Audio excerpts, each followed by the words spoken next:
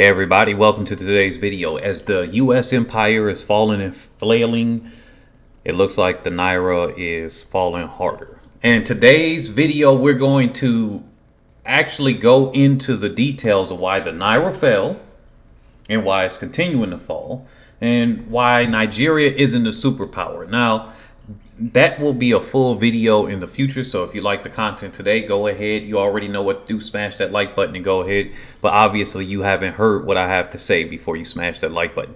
So first off, let's look here at the continent of Africa. We know that it's been through colonization. We know that it's still technically colonized, France being the most public facing one. But there are other techniques. If you look at yesterday's video, I'm going to put it right here. We're about 50 seconds right in the upper right hand corner. Go ahead and check that out after this video.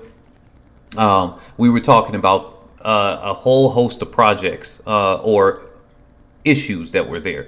Here's one thing. We got the population of Africa, and there are many in the West that are trying to make sure that that population does not keep increasing through various means, whether they want to say, hey, we're going to come in and make sure that the food is starved out. We're going to do, quote, vaccines. We're going to do all of these things. We're going to make you, quote, rich, and the population to go down with, getting more money. Hey, it seems like the population's going down by the birth rate slowly, but it ain't going down fast enough for them. So they're saying, hey, we got to introduce something, whether it is maybe some non-normal traditions to Africa and African nations. I'll let you all go there. But the current population size is 1.4 billion people, and it's increasing, right? With Nigeria, one of the countries projected to double its population size by 2050. All right. And don't forget that the median age is 19.7 years. And by 2050, all of Africa, and this is for Africa as a whole, as you can see on the screen. And by 2050, the median age, let's look at this projection. Population projection is right in the middle of the screen. Look at median age. This is an image. That's why I can't really push it there. But it's looking to be 24.8. That's just slightly younger than the Mexico's median age right now. So that means even by 2050, the population's still going to be young. Compare that to the United States, which is almost 40, with many European nations almost 40, mid-30s. Look at Japan, even older, and things of that nature. So we got to start looking at things here. Now, let's take this to the next step. Now, I just want to point this one out right here. It says FAO warns 90% of Earth's topsoil at risk by 2050. This is the United Nations report right here. What is that? The Food and Agricultural Organization, I think. Yeah, Food and Agricultural Organization, FAO, July 27, 2022. Now, this is just a review of yesterday to catch people up if they only see this video, but I definitely want you to watch and listen to yesterday's video because that was 40 minutes deep dive on a lot of things here. We're going to keep this a lot shorter. Now, what it's saying is topsoil. Now, topsoil is basically, let's look at that as arable land.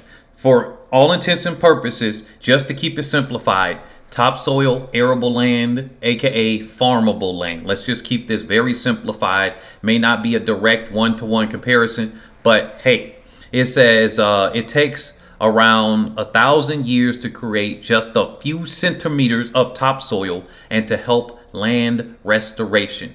1,000 years. And it says, in a bid to protect soil globally and to help farmers, the FAO warned on Wednesday that the equivalent of one soccer pitch of earth erodes every 5 seconds. Now, let's combine this by the fact that here, it says the planet survives only thanks to a few centimeters of healthy soil that grows 95% of our food. Hey, that ain't that much now, right? That ain't that much. Now, what does this have to do with the Naira? What does this have to do with Nigeria? We're going to get into it. If you're in Nigeria, you already kind of know where I'm going with this one. Now, let's look at this. Now, I just want to do this. This is the World Economic Forum from January 22nd, 2016. Just going over this very quickly so I can go to the next one. Now, it says that there are two truths about African agriculture. Significant progress has been made, and there's potential for more. Okay, great. It says agricultural production 100%, 160% up over 30 years. Okay, far above the global average of 100%, so doubling. So this is almost tripled. Okay, because 100% up is like doubling. Okay, so okay, this said that. Now here it is. It says Africa remains a net importer of food, although it has 60% of the world's uncultivated arable land. I want you to keep this in mind as I go to this next website. Oh, and by the way, before I go to the next one, this is titled How Africa Can Feed the World. I know this says two truths about Africa's agriculture. They renamed this title, but if you look at the URL, which I should drop it in the description below if you guys want, it says How Africa Can Feed the World. That's what this is titled. Okay, so they are definitely looking at Africa as a pathway to feed the rest of the world when their land goes bad up there in Europe and in the Americas. They're looking at that already. Okay, they're looking at it already. They said 95% is exported, something about 2 million dairy ingredients consumer. Okay, great. Now, even though it has 60% of the uncultivated arable land, now it says uncultivated, unused. It probably already has way more arable land for that. And it says small farmers contribute up to 80%. And you know how these nations are. They like to privatize. So those farmers will be wiped away. It says Africa has 33 million smallholder farms. Now, you know, as different economies start to adjust, I understand that the amount of people working on farms is going to go down anyway. But they're not going to do it in a way like, hey, we're going to do things as a production focus. We're going to do it like, hey, we're betting in the stock market, which contributes nothing but debt. And then the rest of you get lower wages and lower and lower. And somehow they're like, hey, we don't understand why. The World Economic Forum, these people right there, they like the wages to go down. They want people to beg for lower wages. And I'm going to prove that here. Let's look at the next one. Okay, now it says this is the Food and Agricultural Organization of the United Nations, FAO. Now, look at this one. Now, before I prove the other stuff, you're just going to see it here. It's under the Family Farming Knowledge Platform. Great. It says Africa, arable land increased by 52% in 20 years. Now, this one is in 2022. So now remember in 2016, the World Economic Forum, they were looking and saying, hey, they had increased their output by 160% over the last 30 years. So that means the 30 years leading up to 2016, but only tracking this for 20 years since 2002 or so, right? Or I guess 2000 to 2019. Okay, this is what they doing, and you know how they're looking at this? They're looking at this with satellite data. Don't believe me? Let's read this. Researchers from the universities of Maryland and Texas in the United States of America questioned the rapid expansion of cultivated land in Africa in a recent study utilizing satellite data from NASA's Landsat program. So if you don't think they're watching, like, black people are the most micro-watched people on the planet, bar none. It don't matter. If the darker you are in your country, even if you don't call yourself black, like in India, they are watching you. They are watching everything that black people do because they have stolen your labor. That's why they switched it to a system of so-called capitalism, because they said, hey, if we leave it industrialism like before, we're going to have to honor the body, the production of the people that built the United States, that are building these industries and everything. And look at how China did it. They're based on their industries, and they are just on paper yet, they aren't the largest economy yet, second largest, but they are the largest ones on the planet. It looks like that system, and in a short amount of time, faster than other ones. They went through industrialization for that. But this is what I am very interested in. It says researchers questioned. What's up with this question? Let's zoom in right here. I want y'all to see this. It says the researchers questioned the rapid expansion. What? Wait, why are you questioning the rapid expansion? Now, let's look at it this. It says Africa has increased its agricultural area by more than a third the last 2 decades. Congratulations. Hey, you would think, because didn't the World Economic Forum and other people say, hey, you know, there's food insecurity. We need to solve this problem that they've been trying to solve for how long? Since colonization ended, supposedly. Right? Accounting for 52% of the worldwide growth, or 120 million hectares. Angola, Ivory Coast, the Democratic Republic of Congo, Mozambique, and Zambia had exceptionally fast growth. Now, Democratic Republic of Congo got the richest, the wealthiest by minerals, resources, and everything, yet brokest on the planet, or second brokest, somewhere in that area. All of these other countries, yeah, all right. This fast growth of arable land is mostly harming forests and natural ecosystems. Man, when's the last time y'all cared about that? What do y'all say about South America? Okay, for example, in 60 years, the Ivory Coast has lost 90% of its forests. Hey, what about the forests in the United States? Didn't y'all have swamplands and everything? Didn't the United States have swamplands? Like, what about Europe? Didn't y'all have things that, oh, wait a minute, never mind. But didn't you have stuff in North and South America? But they're kind of like gone. So what's the concern now? What's the concern now? But yes, I will say that we should preserve the forest. True. We should be vegan because that actually, we don't need to eat meat. True. This is me saying this now. We should, because most of the land is going through all this factory farming. All of our diseases, from even the degenerative diseases like Alzheimer's that comes from eating animals, mad cow disease, obviously there. The common cold came from horses, and all of this stuff, all of our diseases, the major diseases and killers, heart disease, the flu, COVIDs, and all of that, HIV, that came from animals and being in close proximity to animals and mostly eating them. So that ain't helping us. So we might want to go the other way. I don't want to see the factory farming thing in Africa, because once you lose the last places that are not really doing those things, it's about a wrap for humanity. That's the way I look at it. But let's go on.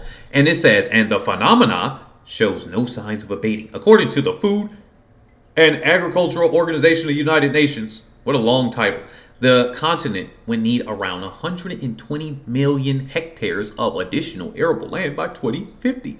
This must be supplemented by pasture growth in response to rising demand for dairy and meat products. Okay, see, this is what I was talking about. See, that dairy and meat products thing, you're just getting obesity there. It literally is rising in conjunction to that. And yet people are going to keep doing it, and it's like, no, I like my meat. Y'all wasn't eating meat. Even the rural areas don't. The populations of the Maasai that do not eat meat, they don't have heart disease and heart attacks. The ones that do, they have heart disease and heart attacks. What do you know? But this isn't a video about that, but we always have to do that. But let's look at this. They're so concerned about this. I think it's because they just don't own the industry. But maybe that's just me thinking too hard. But I would tell you all to go here and click this link. You can even see it here. You can even type it in manually. I was reading this text. Man, they got some big concerns. Let's go to the next one. We're going to do a whole video on this in the future. Now, here we are with Europe. It says the role of European agriculture in world trade by 2050. Remember, keep in mind, 90% of the arable land will be gone, topsoil will be gone by 2050. And it said how the World Economic Forum back in 2016, it said, how can Africa feed the world? I think they thought about changing the title because if they put it out and let the Africans know that, you know, the ones that have the internet, and they say, well, these backwards Africans, they probably don't say it that way, but they're thinking it, these backwards Africans, they might actually rub some brain cells together and actually start taking over their own agricultural industry. So we can't buy it up. So we can't own it for the parts that we don't own just yet, especially the new areas, because we probably bought out a lot of them. We can't take that over. So here's the role of European agriculture in world trade by 2050. I did that in the video yesterday. French website. Obviously, France got their claws in this. They're looking at it. So let's move on. Now, you all are right now probably wondering, how does this have to do with Nigeria? And the Naira falling, especially under the previous president, is saying, oh, he's this and that and everything. Hey, look, I'm gonna put it together for y'all, but this is a slow burner real quick. Let's look at this. This is from the Ministry of Foreign Affairs, commissioned by the Netherlands Enterprise Agency. Now, they do say, the person, the author of this said, this is not reflective of the Netherlands, Foreign Affairs Office or anything like that. That is just a reflection of the own author here. So that's their way to say, hey, look, this person commissioned ain't got nothing to do with us. Even if we adopt this, ironically, it says now, addressing the 200 billion US dollar demand for finance. Like I said, they always coming in with the capitalist, so-called capitalist agenda for agriculture and agribusiness in Nigeria. You would think that at least housing, land, and farming would be owned by the government, right? The state government, because you want those are some of the things that you would think that the governments would control. You'll have a partial ownership of the government for certain things, and you would think land, the farming, so that you feed yourself. The land means housing, so that means you have places to live, and the infrastructure. Then everything else, you could say, hey, we could privatize that, well, except for minerals, because that's part of the land. So you would think that that's the best way to grow and have people thinking, because if you don't have to worry about food, you don't have to worry about a place to eat, right? You can then start to be like, hey, I'm real smart. Let me build rockets. Let's start to fight entropy in the universe. Let's harness the sun's solar energy outside of the atmosphere, beam it down to the earth, and harness that in a battery, because that's way more efficient if we build stuff in space. That's what you could start thinking, instead of, I'm so broke, I need to make a buck off of the next person. But, that's not how it goes. So this is something here. I'm not going to go into it now. I just want to bring you the awareness that this was released in April 22 by a Sane Steamers, Bashir Bagu and Saheed Adams. These three fine people. Don't know them from scrap, but I just wanted to introduce their names. I wanted you to become aware of this as I go to this next one. I got only two more things to go to, and we're going to bring this all together real quick. Now here, actually, I think I accidentally lied. It's three more things, and this is one of them. It says crop production in Nigeria is falling, and we should be worried. August 11th, 2022 by Kajat Kareem. Okay, Data Fight's latest research brief titled From Farm to Future, Thoughts on Food Security, Farmers' Prosperity, and Physical Stability in Nigeria has revealed that Nigeria's crop production has been on a steady decline in the past 2 years. No surprise, Operation 19 is among us and everything like that. So it says between quarter one of 2020 and quarter one 2022, crop production has declined 47.2%. Oh my goodness. I wonder how Nigeria's government has responded to this. Have you given, aid? Have you given grants, loans, or something like that? Crop production is the largest subsector within the agricultural sector and currently accounts for 92.05% of the nominal growth of Nigeria's GDP for the first quarter of 2022. So you telling me Nigeria has the largest subsector or crop production? That's the largest one. 92% of that growth in that sector is by crop production, and that's fallen by almost 50%. And we haven't got anything here. Okay, great. It says reasons for this decline. I'm just going to leave that there. The decline has been largely blamed on insecurity, ranging from Boko Haram, kidnapping for ransom, farmer-herder clashes, and ethnic clashes. Okay, great. It says beyond insecurity, the ability of Nigerian farmers to adopt advanced technology and systems. So the lowly, not sophisticated Africans, the black people, they don't know how to adopt advanced technology and systems. They just don't know. It's their inability. They just can't get it together enough from our meddling and, the foreign affairs always. Oh, wait a minute. I haven't gotten to that part yet where I could talk about that. So let's go to this next one real quick.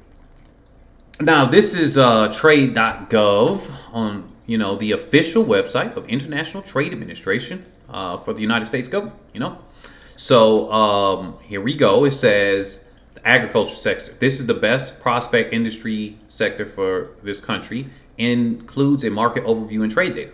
Now, this was released on October 13, 2021. Overview. Nigeria relies on $10 billion of imports to meet its food and agricultural production shortfalls, mostly wheat, rice, poultry, fish, foods, services, and consumer-oriented foods. Europe, Asia, and the United States, South America, and South Africa are major sources for agricultural imports. Okay, the government of Nigeria, GOM, has initiated agricultural programs such as the Anchor Borrowers Program, ABP, to diversify its economy away from oil. I wonder why Nigeria isn't making money on oil. All those times when those people were like kind of protesting, I think it was Shell or something. Now Shell has sued, and I'm winning against Nigeria or something like that in an international court in the U.S. or something like that just recently. I'm going to look into that, but memory serves me when I was reading about it. And I was just like, huh? So, but I just wonder why Nigeria can't seem to get it together. Maybe it's because they're the low black people and they just don't know how to think, I guess. I don't know. The black Americans seem to have been able to invent so much of what the U.S. Has shipped worldwide and whatnot. But I guess after they invented it and got it stolen and kind of beaten out of them, the remainder and the ones in Africa left, they just can't get it. I just can't put it together. Can you, the audience, figure out why Nigeria just can't get it together? Because, I think some people have internalized the narrative. And I'm going to say this here. Let's take this off the screen. I think some people have internalized the narrative. Let's get to the Naira on the screen. The narrative that, all of the problems are your fault and stuff. And you know what? The problem is partially the fault of those people. If you don't have a shared vision, if you don't know where you're going, then you can't move on. But at the same time, when you got so many people micromanaging you, see, the white supremacist system is built on anti-black racism. So for those that are black in their countries, remember, they tried to whiten up, and it succeeded in Argentina and other places, but they were whitening up countries in South America where they were imported. They literally gave automatic citizenship, to 10 million plus European immigrants to South America. They whitewashed history to say black people were not already in the Americas and say the natives were only red Indians. No, they were also black, many of them. So they whitewashed it and say, hey, you didn't exist from history. And as long as our propaganda machine works, but they can't stop it anymore. It's too much of the world with most of the population not in that. So let's talk about what this does to the Naira and keep that focused here. What does that do to the Naira? Well, I'm glad you asked. Here is something here. It's called the wheat trap. Now, I've previously talked about this. Let's bring this on the screen. I've previously talked about this where, the tropical items that are normally eaten there because, everybody was separated before globalism, from a national standpoint, hey, you want to try to increase the exports that you have. It kind of makes sense. You try to make more money off of the other people. But here's the thing. Here's the supposition that I have here. Why the Naira fell. And this is what I'm going to read from these people. And this is what some of the former government officials within the U.S. government have said themselves. Hey, look, they even got that the economic hitman book. The IMF, World Bank, they kind of loan out. And of course, the U.S. is a major partner within the IMF. They say, hey, you know what? I'm getting ahead of myself. Let me bring up that part because someone was already speaking about that. So I accidentally paused it and I had to repeat that. But someone was already speaking about that. Let's put this population projection on the screen while I pull this up in the background. I'm not going to pause it this time. So what essentially happens here is that if you don't actually, if you can't stop someone from lending you money, then it's like, hey, you either take the money that we lend or you kind of get knocked off, if you know what I'm saying. You know, you might trip and accidentally shoot yourself in the back a bunch of times. You might explode in a helicopter. There's a lot of things that might happen accidentally, of course, or because, you know, one group versus the next group. Just nothing to do with anybody on the outside stirring up anything. Nothing to see here. Not at all, you know. So here it is right here. I found it. And this is titled How the IMF and World Bank Destroy Africa. Okay. How the IMF and World Bank destroy Africa. Let's make sure this is on the screen and I'm live. Okay. It says the World Bank and IMF. I went over this here. All right. Let's just go down here. So they say take a country for Ghana like example, which is blessed with natural resources. It says the World Bank and IMF are very interested in Ghana where they can easily control the natural resources and markets. Okay. Now I'm going to add to some context here, but this is why the Naira was falling. Y'all know under your previous ruler, or political leader. I don't like to call them leaders because they're not really. They're a public servant. They're supposed to serve the public. But, you know, under one aspect, leader, public servant, I guess same difference. Okay, there used to be some prosperous rice farming communities in the northern parts of Ghana. This is what they say here. In fact, the government of Ghana used to give those rice producing farmers some farming subsidies.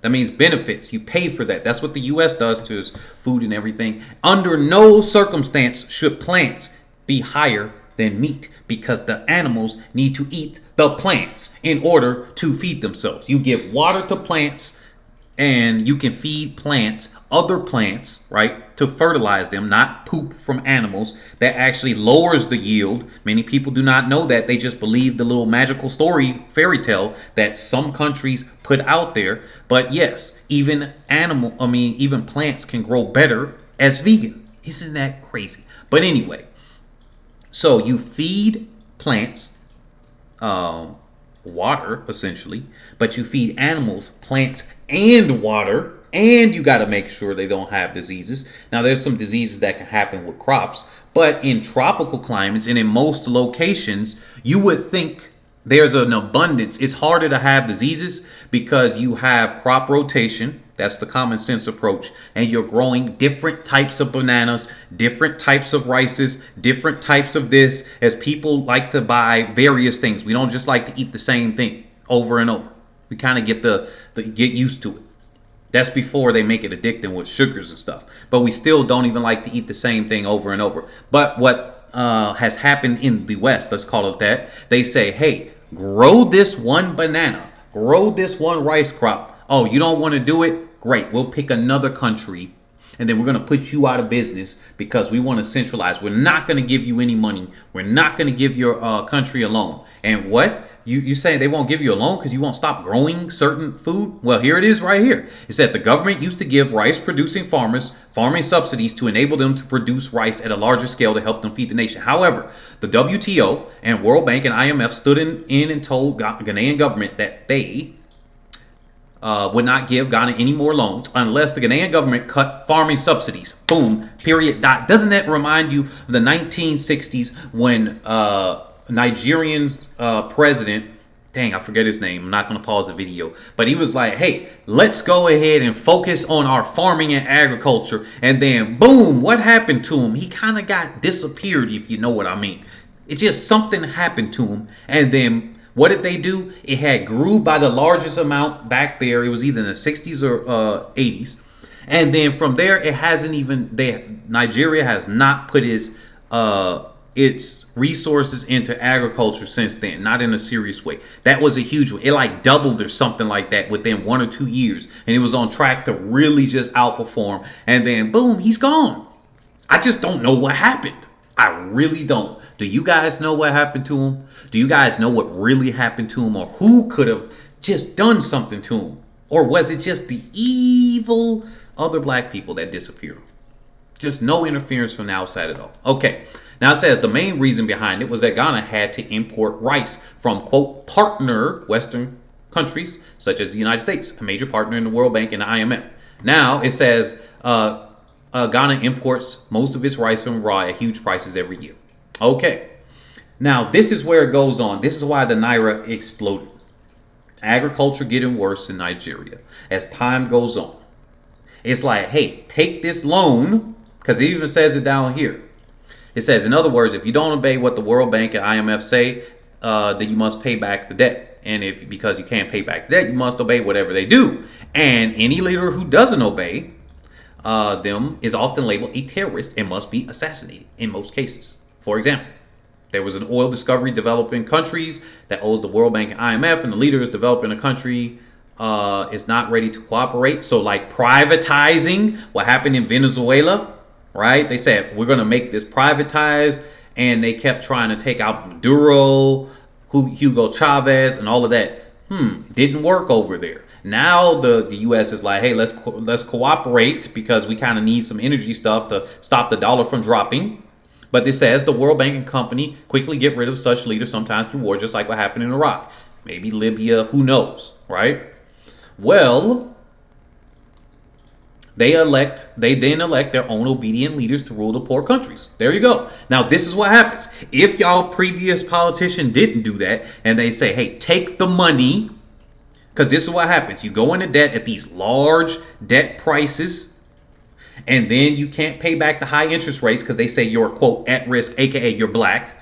So we're going to give you a higher interest rate because we keep you broke, we're going to say we need to charge you more because there's a chance that you can't pay us back. And because you can't pay us back, we need to charge you more because you can't pay us back, which makes you a risk because you didn't pay us back the last time. So we got to charge you more because of that reason. You see how it just goes into itself and doesn't make any sense. You would think the ones that can pay you back more, you would charge them a little bit more so they could take on a little bit more of the responsibility to help out the other ones. Now, they do say supposedly that they give low concessionary loans, which means they have no interest rate.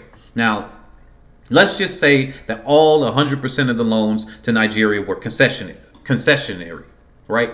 They make concessions for the poorer countries. All right, great. Now they told you, since we conceded, now you got to do something for us, aka give me your oil, stop growing certain crops, do not give subsidies. We can't stop you from growing crops, but let's just not give subsidies to it. Maybe that's why Nigeria kind of seems to have a problem of putting money into upgrading tractors and everything. Unlike China, which upgrades its own people, right? Maybe that's a reason. Because, Nigeria is already weaker. So, hey, let's take advantage and run the play. When somebody dominates you, they don't want to just dominate a little and say, that's enough. We want to dominate all the way. So the Naira then gets weaker. Notice the last one where it said the wheat trap. Y'all should see that one. I'm not going to go in. This video is pretty long. So I'm just going to have the monologue here. The Naira, let's put it back on the screen. Let's put this Naira back on the screen. See, that's getting weaker because they say, based on this article here is from africaw.com, how the World Bank and the IMF destroys Africa, if you're wondering what that is. It's saying, hey, you take our money and you do this, or else we're going to just delete you. We're going to assassinate you.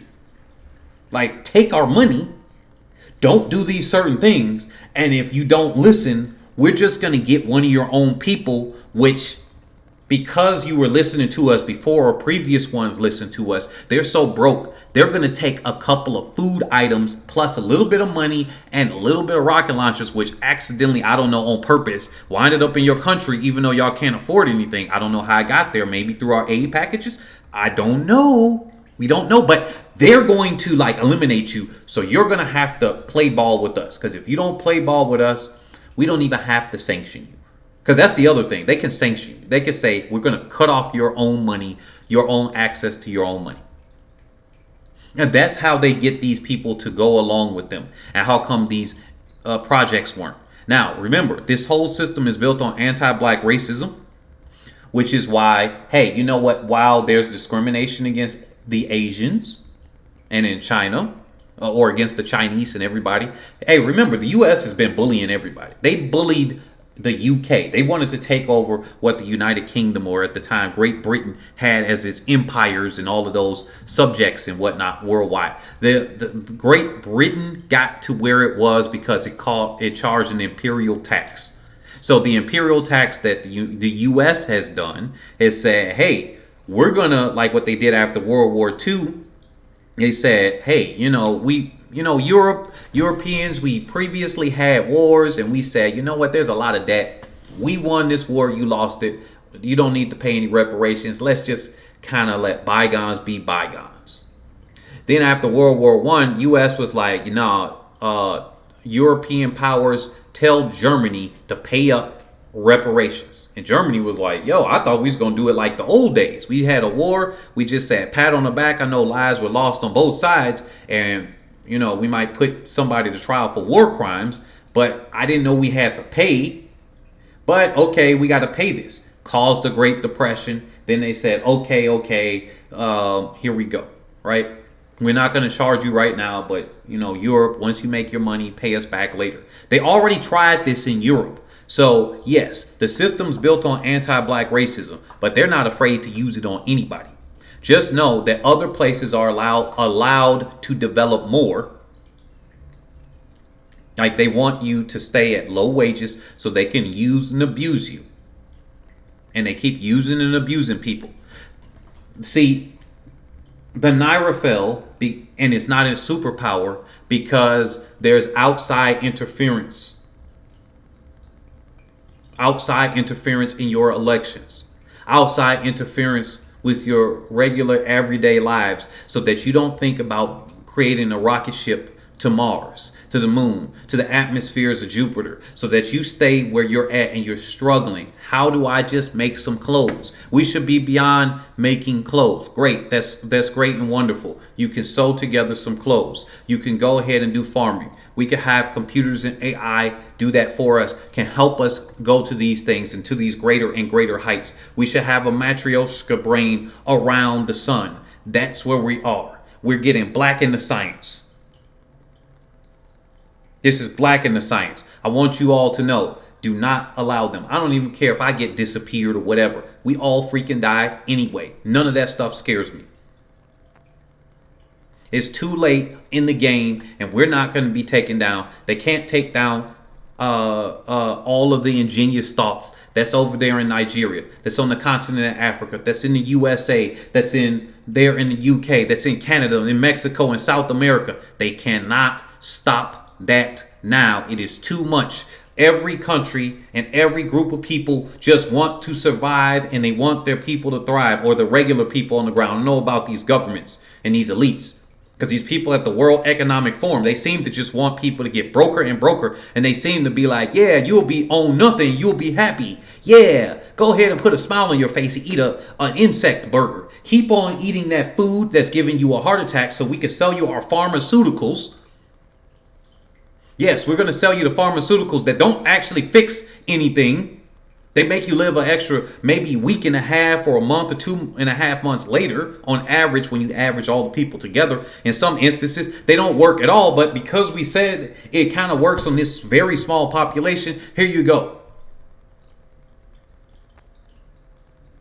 Right? So the Naira hasn't grown and instead has dropped dramatically, because the previous leader was like, hey, I need to serve this. I'm trying to stay alive.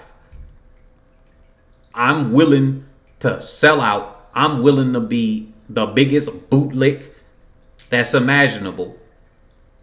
I'm willing to do that. And I'm trying to stay alive. I don't care. I'm old enough. Instead of saying, hey, I'm old enough. hey, if they take me out, they take me out. I lived a good life. I lived a long life. Instead, they're like, hey, I'm old. I'm just trying to go off in the sunset, okay? And let's see what I can do that can help out a few of my Nigerians. But otherwise, hey, they tell me not to go in this area. They say jump. I say, all right, now I'm going to jump as high as possible. But do I need to jump higher, sir? That's what that is. Now, here's the thing. When they give you debt and it's at a high interest rate, here's another way that it keeps the Naira going down. So you got this interest rate, or they tell you to know, stop making your own food. But the food from the U.S., because the U.S. dollar is stronger, the people get paid more and stuff like that. That keeps people employed in the U.S. So that means you lost jobs in Nigeria.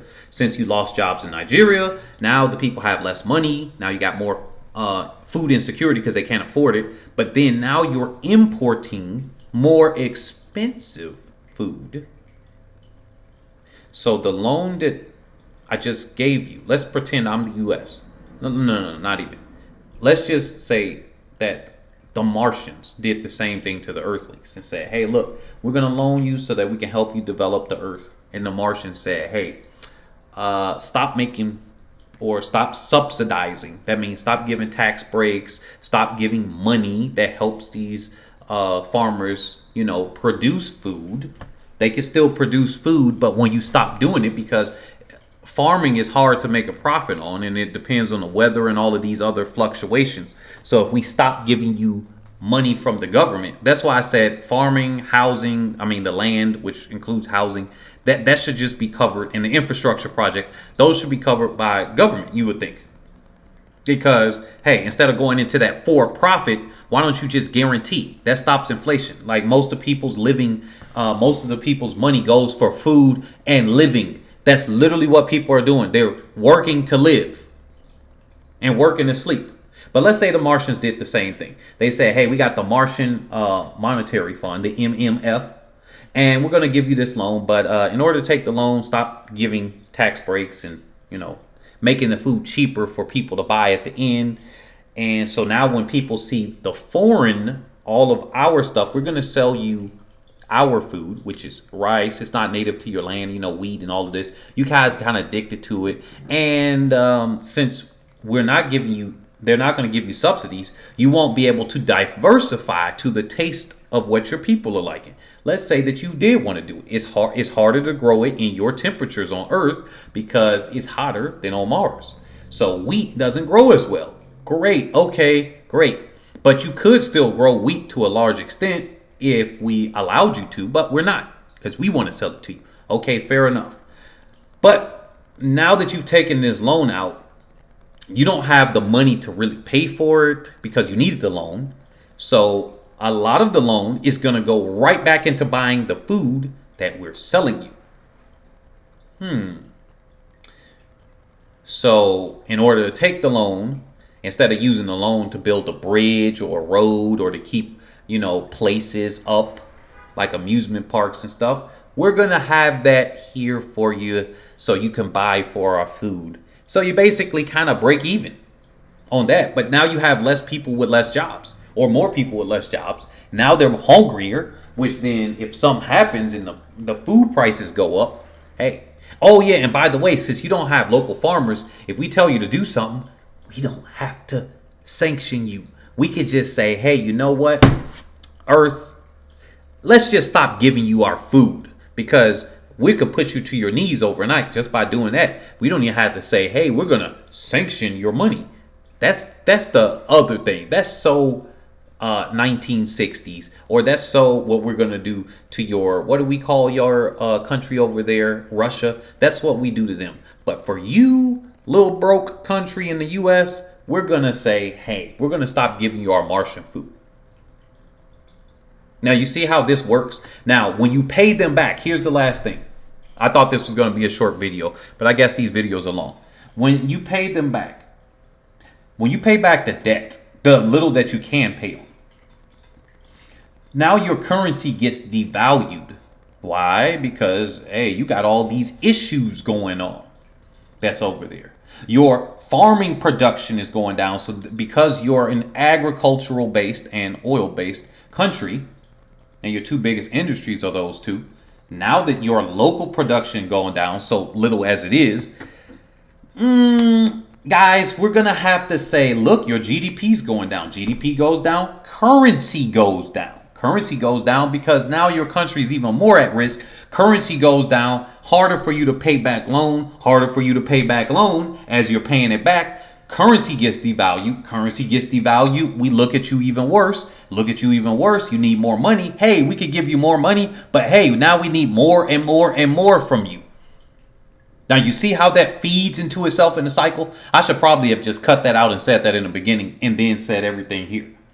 Now, you see how that goes? It's like somebody that owes money.